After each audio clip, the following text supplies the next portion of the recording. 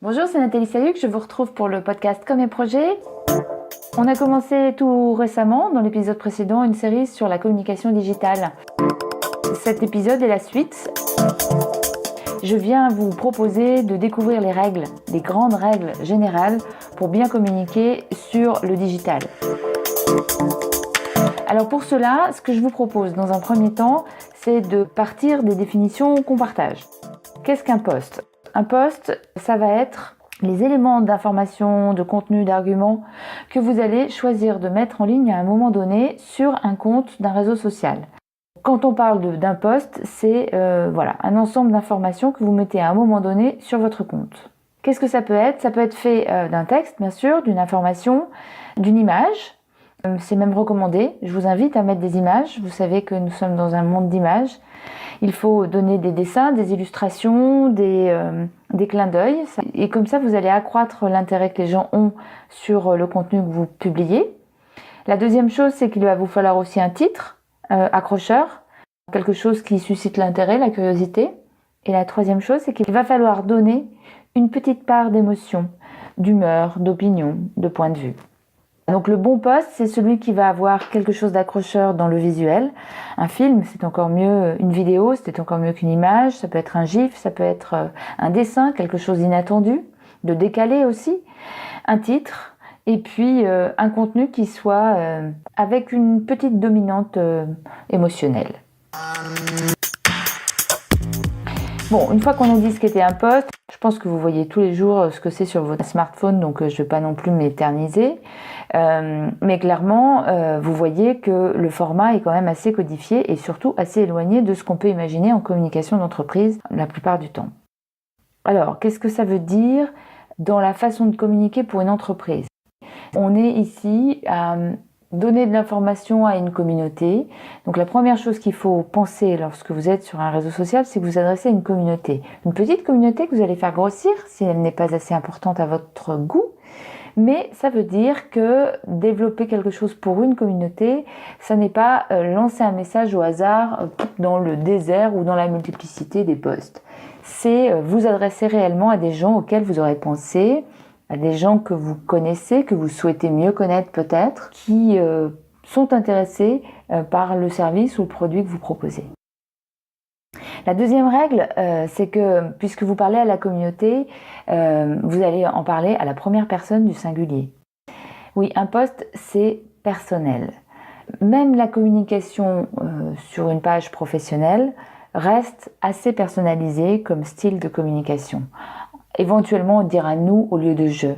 Mais c'est comme dans votre sphère privée, la communication que vous allez émettre pour votre travail reste personnelle et elle part d'un individu et non pas d'une entité juridique. Donc ça change beaucoup de choses, parce qu'on ne peut pas dire tout à fait pareil, on ne peut pas avoir tout à fait la même position, et pour cause.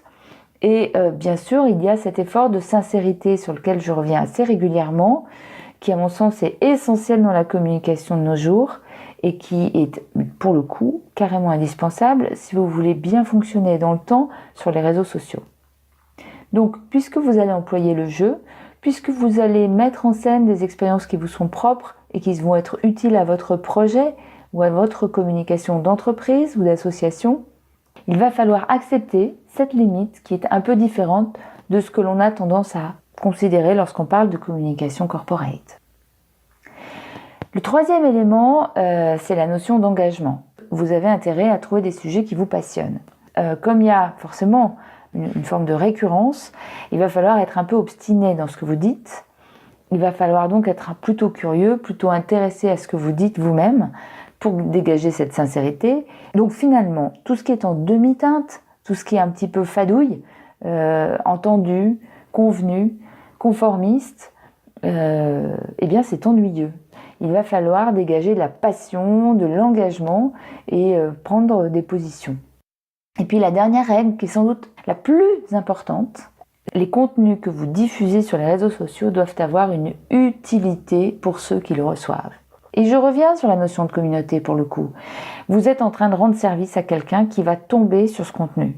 Et ça, c'est hyper important.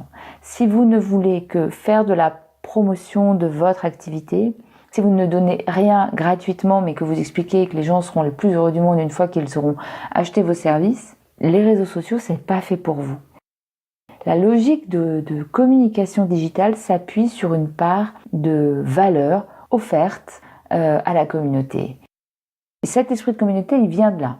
Il vient de ce partage de données à tous ceux qui souhaitent les capter. Vos contenus vont devoir être utiles.